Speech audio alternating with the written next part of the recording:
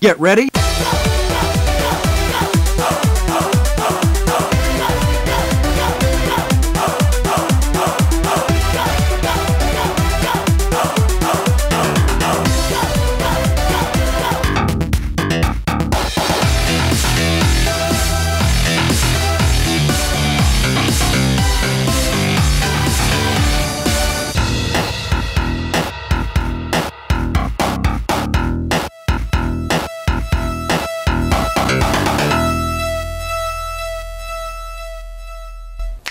Hello and welcome to the Fridge Gaming News. I'm your host, Mr. 6507, bringing you gaming news for the gaming gamer. First off, let's focus on the big issue this week, where SimCity 5 launched this Tuesday, and it was a failed launch completely. Now, SimCity 5, also known as SimCity, is the newest version of the game, and the game runs using processes through the servers and is based on digital rights management, also known as DRM. So digital rights management is there to protect copyright and protect from infringed versions of the game that wouldn't run on the internet. Therefore, the game will only run when it's on the internet. It also has some pretty advanced calculations into what goes into making its cities, so they outsource them to servers, and now these servers are all bogged up because they have to keep track of so much. On launch day, this Tuesday, the servers didn't respond and started to crash as people started to join. People were put on waiting lists to join, only to find out at the end of their hour wait that they could not play the game. The amount of playability in the game is still sporadic to this day. Including this moment in time when I'm recording, it seems that these servers will not allow people to play again. EA is spastically trying to fix this, doing lots of things like adding more servers, and reducing the time that you can speed up your game. In SimCity there are 3 speeds. There's Turtle, there's Llama, and there's Cheetah. I don't know whatever happened to African Swallow, but I guess they couldn't figure out the airspeed of it. Because of the speed, the servers, depending on what speed you're running at, have to do more or less work at a rate where they will run the code and run the equations to figure out what will happen to your town. Because of this, EA has limited your town to only have 2 speed settings, effectively taking the third one and turning it into the second one. So you have Turtle and Llama speed now. According to many, because of this, EA has pretty much dropped the ball. And to add insult to injury, anyone who has downloaded the game is not allowed to return it due to EA and their gaming distribution service Origin's terms of service. Moving on to the Microsoft Durango, because it's not called the Xbox 720 yet, and I'm not sure if they're going to continue that naming. Supposedly there's going to be an announcement in late April telling us what's actually in this thing, but we don't know yet for sure. They could just be talking about the Kinect some more. Don't you just want to learn about that? Top Xbox chief Don Matrick says that he doesn't see the Steam box as a threat to the Durango at this moment in time. When asked about it, he says that Valve is doing innovative stuff, which is code word for he doesn't really care and he's not really paying attention. Now, he says lots of companies are bringing things to the table. Companies like Sony, Nintendo, Apple, and Google, and those are the people that he really needs to focus on. It's strange that 2 of these guys work with mobile devices only and have not moved into the household. It seems that something in Microsoft's Xbox team is a bit off. Do you remember the quote I said in an earlier news show? Now, Phil Harrison, an executive at Microsoft Studios, has his own opinion on this matter. He says entering the hardware business is a very hard business to enter. You have to have great fortitude and deep pockets. It's not for anyone, essentially.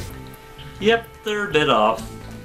Continuing this thought, the Steam box has prototyping announced to be starting in 4 months from now, which is about July. Yay! Now, part of the reason behind this is that Valve's team is still trying to decide what they want to put in their controller and what it shall look like. Gabe Newell says, though, that the premise of using biometrics in your controller and having heart rate and stuff is a priority and he would love to see it in the controller. However, it may not be his choice, it may be the team's choice as to what is cheaper, most effective to use, and works best in a controller. And no, he still hasn't given any clues about Half-Life 3. Now on to Minecraft. Man, it's been a while since I said that. Feels good. Minecraft is coming to PlayStation, hopefully, after their Xbox exclusivity contract runs out. Now, the contract was signed in May, so expect it May this year. As for the Wii U, it is unlikely, but being the all-knower that I am, I foresee it because Minecraft knows all, is all, and is on all. Kneel before Zod! The 1.5 update for PC, also known as the Redstone update, is coming out on the 13th. Man, Minecraft sure has gotten complicated since I stopped doing Mod Mondays, hasn't it? First off in the update is simple fixes, stuff like rendering being made faster, lighting being made better, and HD texture packs are now a thing in Minecraft. However, texture packs are going to be made different, being made of separate PNGs instead of the one giant tile they used to be. It seems like finally Mojang is trying to eliminate the fact that many people need to use Optifine to get Minecraft to run perfectly. Even I have to do it, but that's because I run on a potato. Gladys, run Minecraft vanilla. She's good at that. Another addition is that servers get a scoreboard feature so you can keep track of teams, kills, deaths, and mob kills on your server. Going along with that, death messages are now customized. For example, player was burnt to a crisp while fighting player/mob. That's kind of really specific. Finally on to Redstone, the thing this update is actually named after, with a lot of updates. I mean, it's the title of the update for Pete's sake. The big name Redstone thing is called the Redstone Compensator. What happens is you have two sources going in and one source coming out, and the more powerful the sources going in get, the more likely it'll have to have stuff coming out of it. That's essentially how a capacitor works, and it seems that Redstone is slowly and more surely turning into electronic devices. Next up is the Hopper, which picks up and places things, such as we would see in mods like Better Than Wolves years ago. Yes, it has been years, guys. The fridge is going to be 2 years old soon. Next up is the Dropper, which works like a dispenser, only it places things instead of shooting them. After that we have the Daylight Sensor, which I don't feel the need to explain. After that we have Trap Chests, which I imagine explode when you open them.